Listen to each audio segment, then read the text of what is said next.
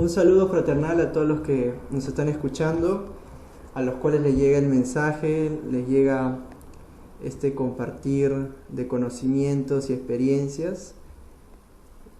Y hoy día, en este momento, tengo el gusto de tener la participación de un hermano en la fe en Cristo, Francisco García, quien también, al igual que yo, perseveramos en la parroquia Nuestra Señora de la Piedad.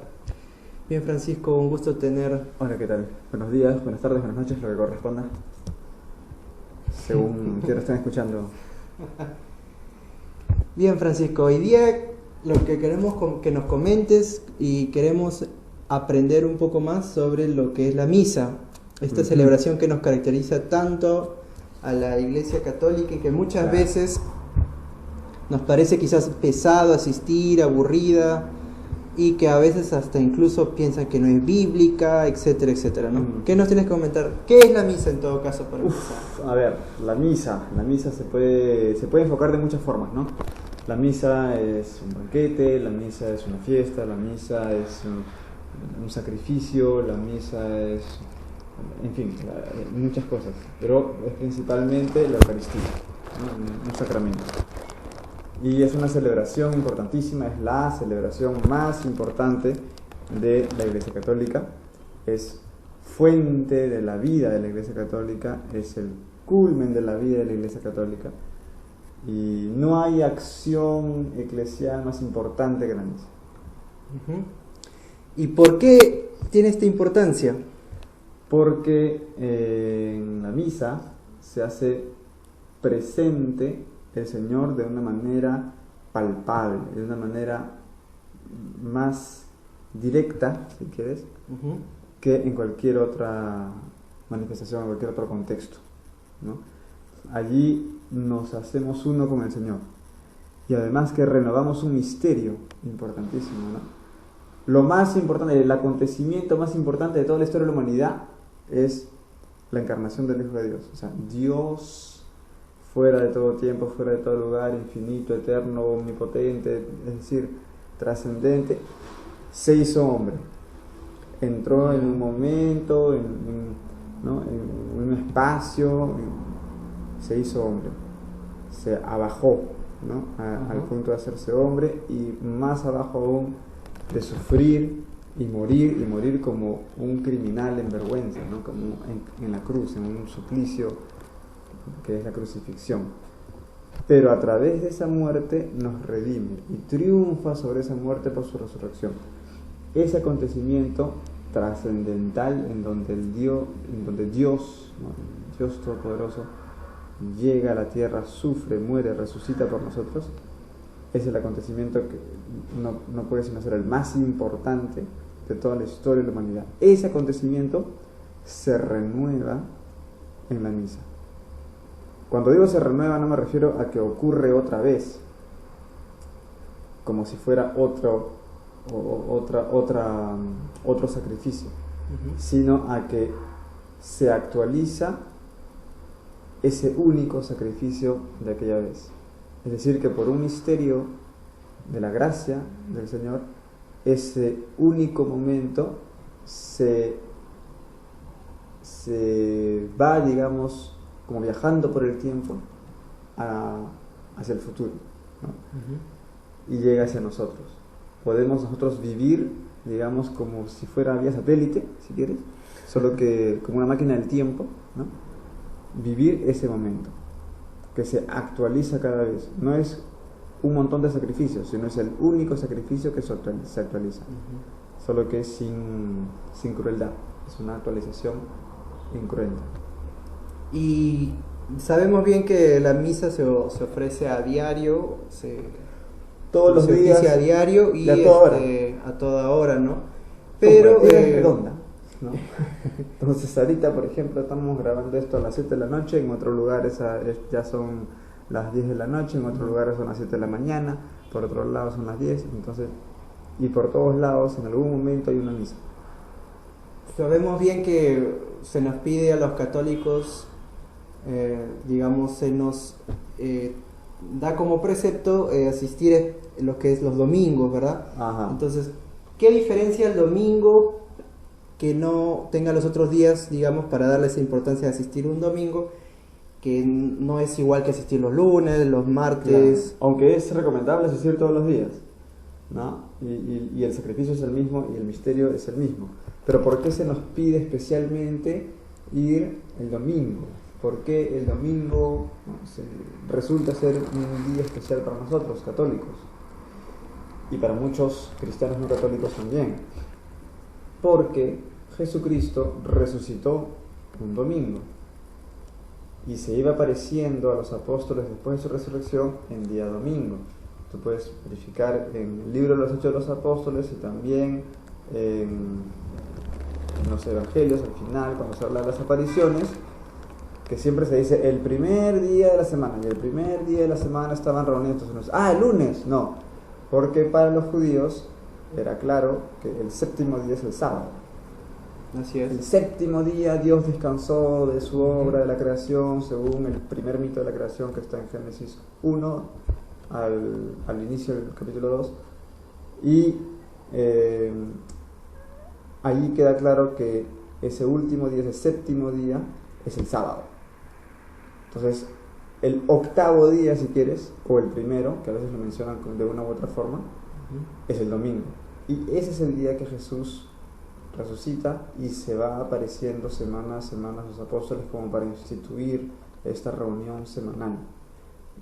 Más adelante en Hechos de los Apóstoles también vemos eso, está dando el primer día de la semana, el primer día de la semana. Entonces eso es algo que ha quedado desde los tiempos del mismo Jesucristo. Es como una nueva creación, un nuevo comienzo. Es para reforzar eso, ¿no? Que se trata de una renovación de toda la vida, de toda la creación. En el primer día Dios empieza la creación, termina, descansa, y en el octavo día, o sea, un nuevo primer día, empieza una nueva creación, que es a partir de la resurrección de Cristo. Entonces, por eso nosotros los cristianos católicos guardamos el domingo, sí, y no el sábado como los judíos o algunos grupos cristianos. Exacto, ¿no? La mayoría de grupos cristianos celebran el domingo como los católicos. Hay algunos que no. Los adventistas, por ejemplo, celebran los sábados, ¿no? El culto de los sábados. Su culto, claro. No misa, ¿no? Sino culto. Cuando digo la mayoría celebran, también estoy hablando de un culto en general, ¿no? O sea, por ejemplo, si hablamos de evangélicos, pentecostales, no hacen misa, ¿no? O sea, se celebra un culto. Algunas iglesias evangélicas lo que hacen es una celebración de fracción del pan, ¿no? De la cena del Señor. La Santa Cena. La Santa Cena, le dicen algunos. Pero la diferencia en cuanto al concepto es importante. ¿Por qué? Porque ellos no creen, no lo enseñan así, ¿no? No creen que Jesús se haga sacramentalmente presente, ¿no? Ellos no creen que lo que están comiendo ahí es el cuerpo y la sangre del Señor. No, ellos lo toman como un símbolo. Una vez, me acuerdo, se casó un amigo mío, y a la boda católica asistieron otros dos amigos míos, una pareja, que no estoy seguro si ya se habían casado en ese momento, evangélicos, y se acercaron a la cola a comulgar. Qué curioso. A mí me sorprendió. Entonces, durante la fiesta, como yo tenía bastante confianza con ellos, durante la fiesta le pregunto a ella por qué se acercaron a comulgar. Pregunté, no era en un tono de, oye, pues ¿por qué se acercaron a comulgar? No, sino curiosidad, ¿no? Y ustedes, vi que comulgaron, ¿no? O sea, ¿cómo toman ustedes esto, no? Dice, bueno, pero es que él dijo, hagan esto en memoria mía. Sí, le digo, pero ¿qué es esto? ¿No? Cuando dices, hagan esto en memoria mía, ¿qué significa ese esto? ¿No? Porque el esto que ustedes tienen en mente y el esto que tiene en mente el sacerdote que está al inicio de la cola, ¿no? Quizá no sea lo mismo, entonces no es coherente, ¿no? Que te acerques, o sea, se lo dije claramente, el hecho de ser respetuoso no quiere decir que no vayas a decir las cosas tal como las piensas, ¿no? Entonces dije, no es coherente, ¿no? Que te acerques a recibir lo que en una iglesia se conceptúa de una manera específica, algo que para ti es otra cosa, ¿no? Es una cuestión de coherencia simplemente. No digo, oh, qué barbaridad, qué barbaridad, entonces el infierno, no. Pero no es coherente, no es lógico. Nunca me pudo responder qué cosa era el esto, ¿no? O sea, qué significa para ti. Le dio un poquito de vueltas al asunto, ¿no? Al final lo evadió. Pero es importante entender esa diferencia, ¿no? Por el contrario, como otras iglesias, sí hay una cierta comunión. Se ha hecho, por ejemplo, con celebraciones con ortodoxos, entre católicos y ortodoxos, incluso entre católicos anglicanos. Si tú te vas a una misa anglicana, es muy parecido a una misa católica. El asunto es que entre los anglicanos no hay una unidad doctrinal. Tú te vas a donde un obispo anglicano que te va a decir que si la presencia es sacramental o es simbólica, esto, te vas donde otro obispo anglicano y te puede decir otra cosa.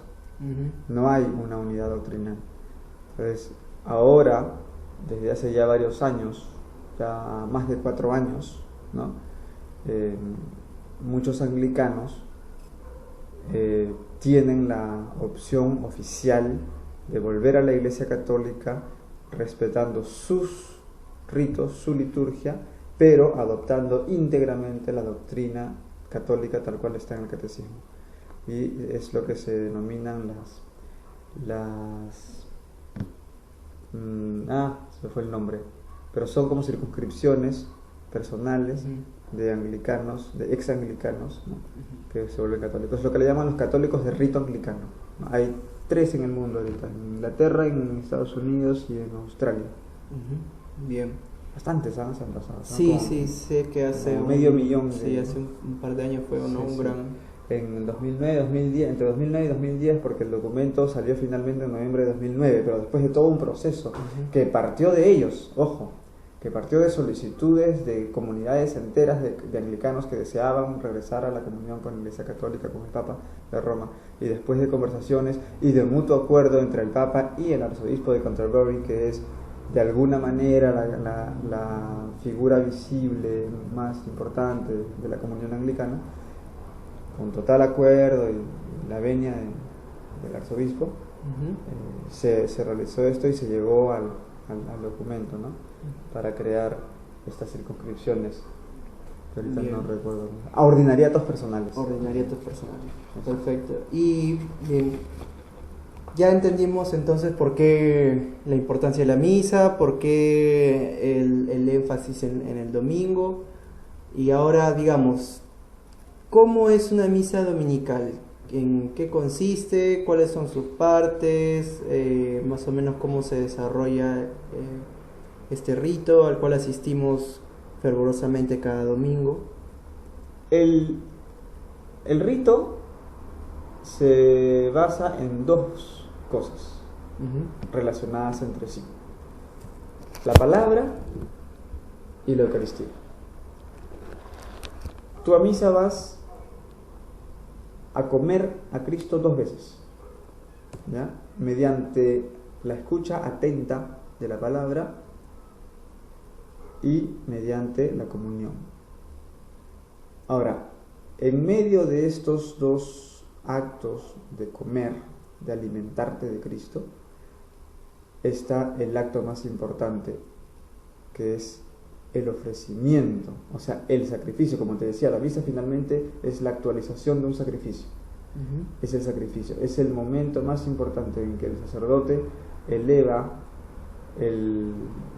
la hostia y el cáliz y dice: por Cristo, con Él y en Él, a ti, Dios Padre Omnipotente, en la unidad del Espíritu Santo, todo honor y toda gloria por los siglos de los siglos. Amén.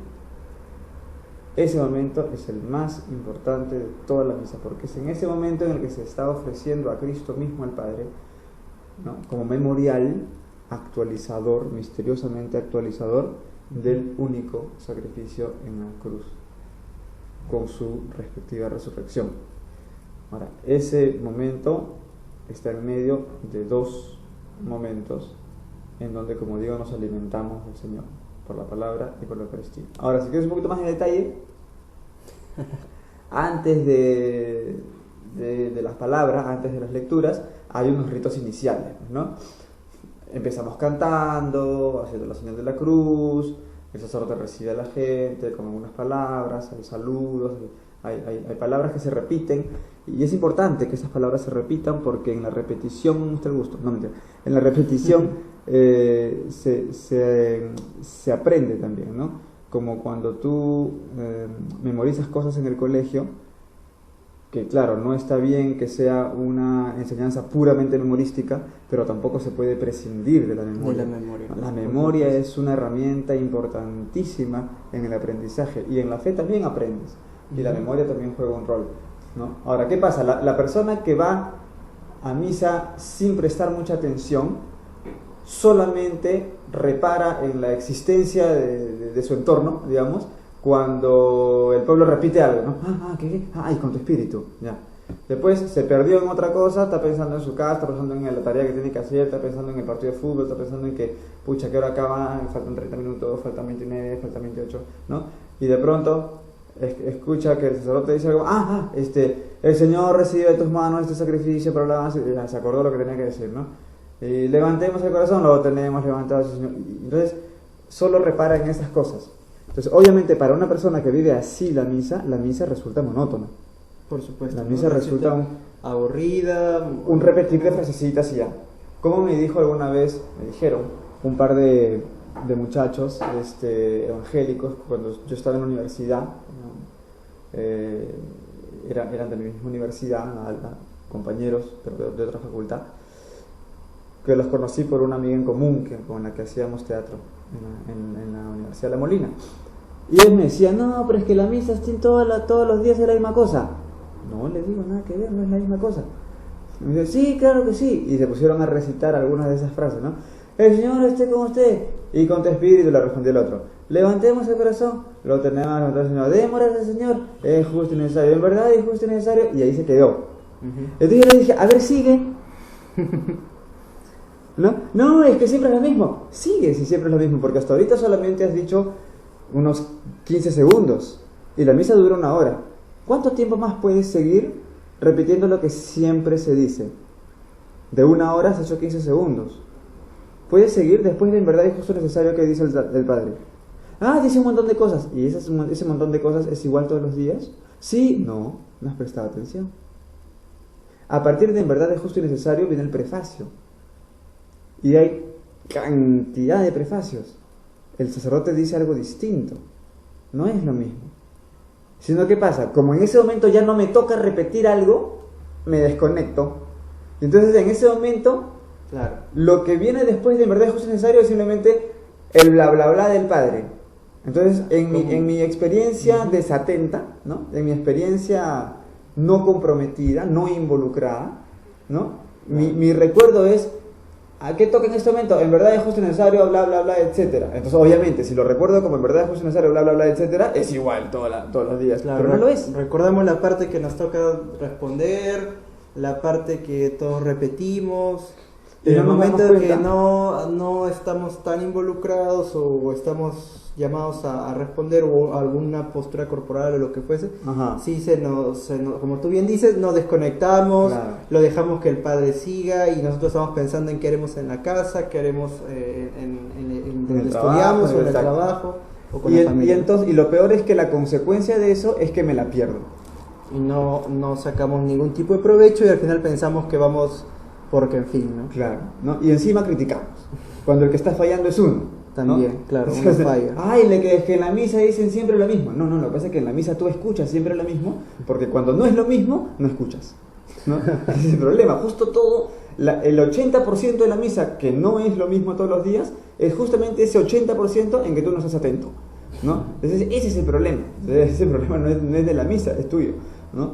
Entonces, ahí hay que estar justamente, valga la redundancia, muy atentos. Muy atentos, sí. Ahí vienen... Entonces, comienza el prefacio y ¿qué continuaría? No, bueno, ese era un ejemplo.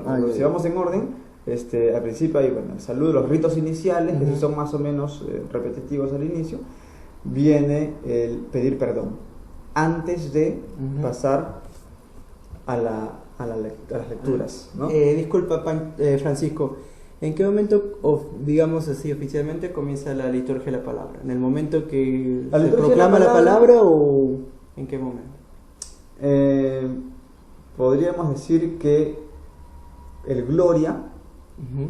nos abre la puerta. El canto de gloria. Claro, nos abre la puerta a la liturgia de la palabra. Porque primero, dice el sacerdote, antes de celebrar Ujú. estos sagrados misterios, reconozcamos nuestros pecados. Antes Por de. supuesto. O sea, eso es Ajá. una cuestión introductoria. Es decir, confesamos nuestros pecados, ¿no? Que puede ser de una u otra manera, a veces es simplemente un silencio, a veces es el yo confieso ante Dios Todopoderoso, Claro, a veces es combinado con el Kyrie, ¿no? Tú que Señor ten piedad, Señor ten piedad, se combina con el Kyrie, porque el Kyrie en realidad es simplemente Señor ten piedad, Cristo ten piedad, Señor ten piedad, Ujú. que es como un corolario del acto penitencial. El acto penitencial es pido perdón. Ujú. El Kyrie es yo reconozco tu señorío. Después de haberte pedido perdón, reconozco tu señorío y que tú eres el único que puede realmente borrar mi pecado.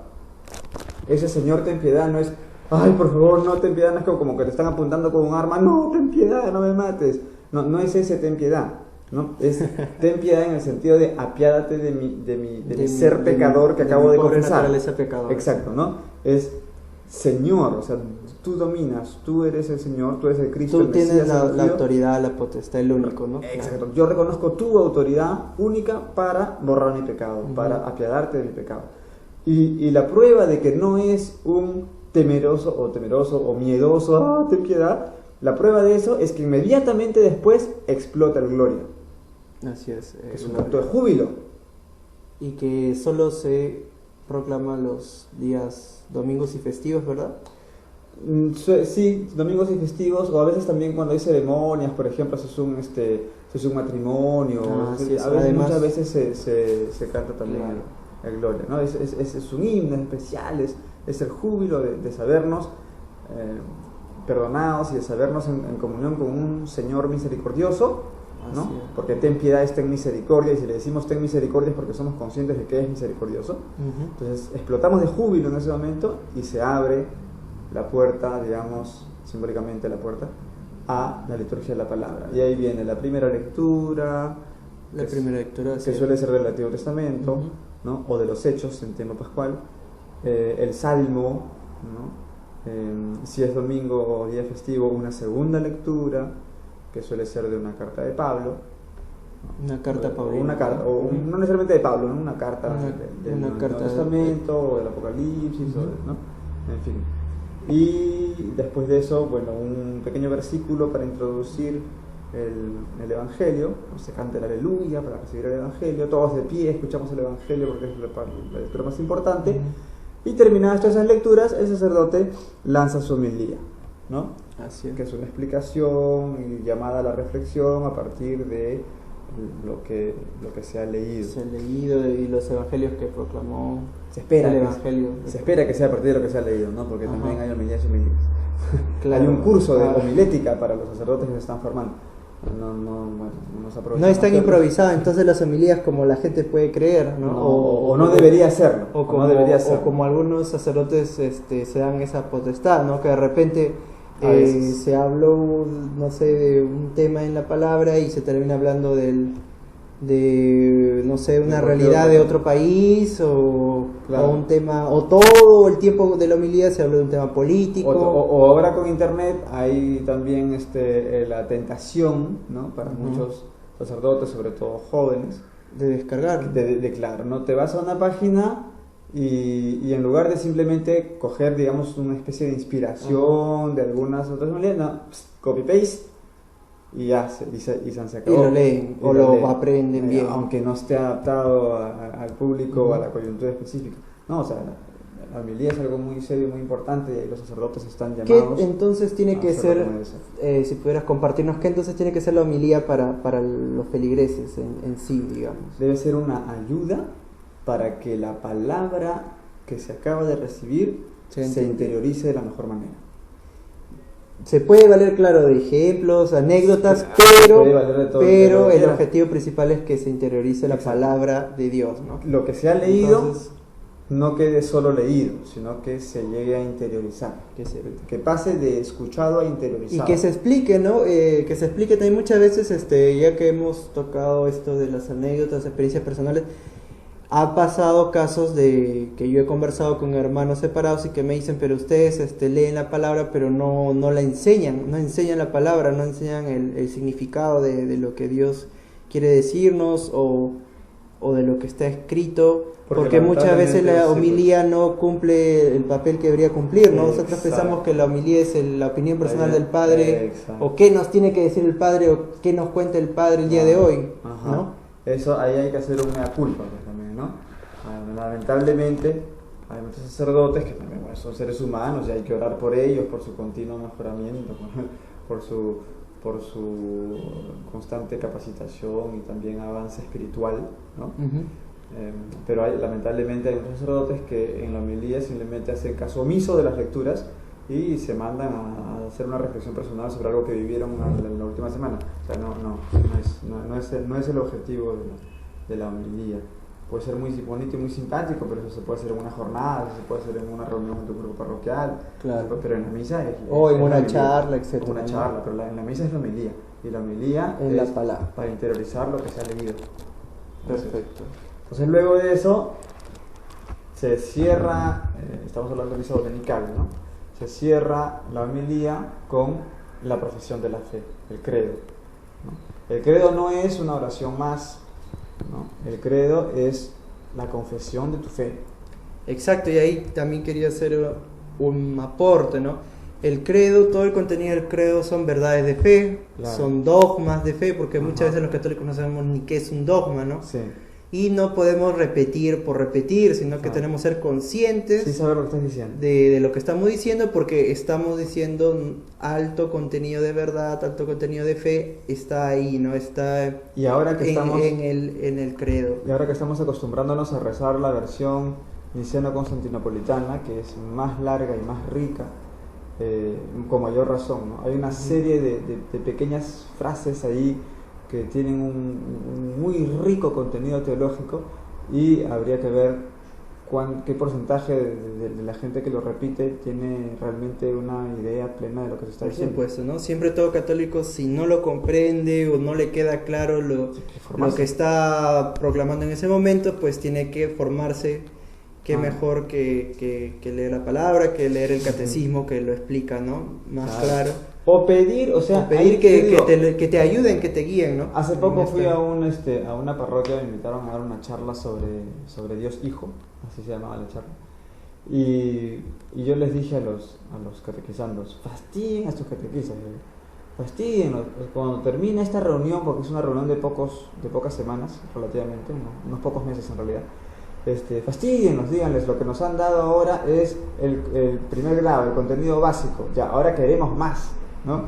Formen un grupo, pidan formación, o sea, que la parroquia vea que hay iniciativa por parte de la gente también para lanzar programas de formación, porque a veces también hay que ser conscientes de que los agentes de pastoral, a veces con justa razón, se frustran, pues, ¿no?